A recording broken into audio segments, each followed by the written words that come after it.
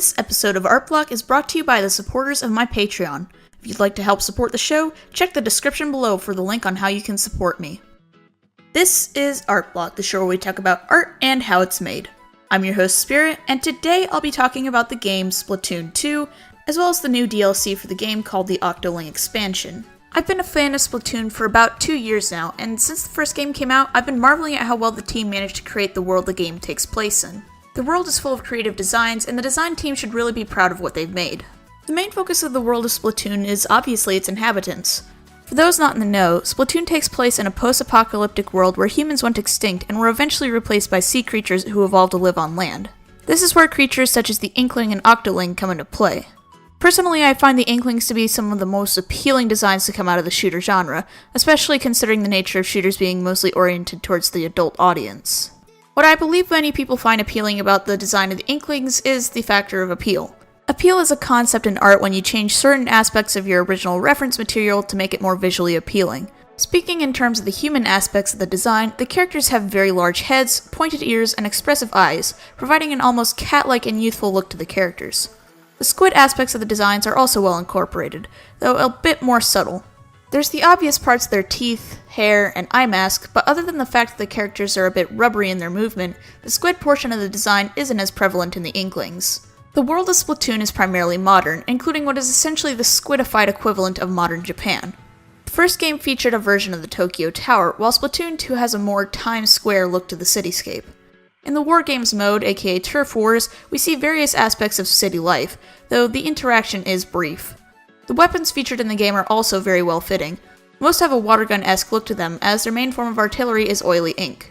The bright colors of the weapons and overall shape are very fitting, given the more laid-back nature of the game.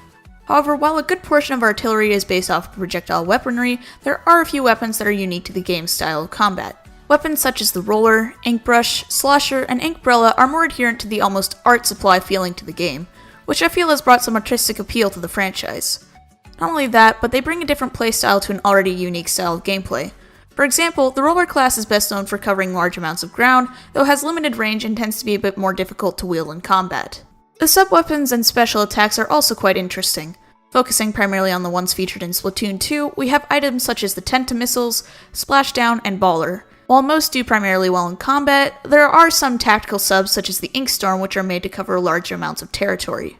Given how seamlessly the weapons interact, both with their designs and with the gameplay, I would consider Splatoon to be one of the more solid shooters to come out in the past few years.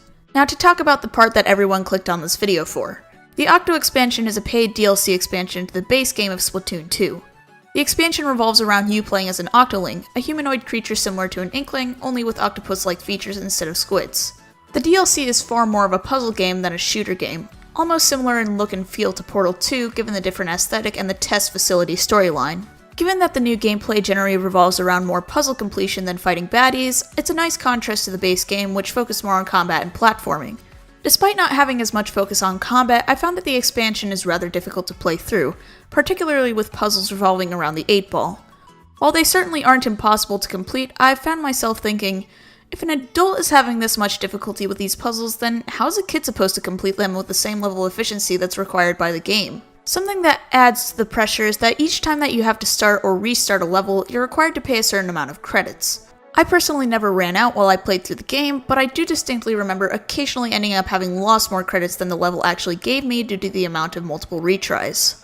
The one thing that this version of gameplay has over the original campaign is that you're able to start at a checkpoint after you die. Granted, you have to pay the same amount of credits as you would to restart the level, but the ability to start at your latest checkpoint makes up for the increased difficulty. In terms of the story, since the expansion only came out recently as of when I started scripting this video, I don't want to give away too much. Some have argued that this DLC somewhat ruins the lore of the world, however I feel that the ability to play as an Octoling is a welcome addition to the series and fleshes out the world building. It's similar to the Halo series. In Halo 1 you focus primarily on fighting as a human, while you get to fight as the Arbiter in Halo 2. Overall, I would say if you're interested in the story, I'd either pick up the DLC or find another video that discusses it in more detail.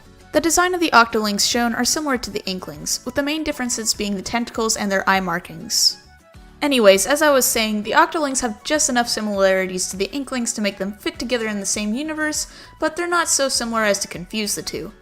Personally, I prefer the look of the Inklings, primarily because of the suction cups being on the inside of their hair, and I'm more of a fan of the Inklings hairstyle in general.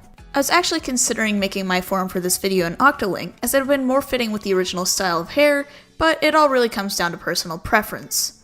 If there is one thing I really do like about the Octoling design shown in the DLC is the slicker vibe of the design of the tools, more primarily with the more aerodynamic looking pack and the better designed clothing.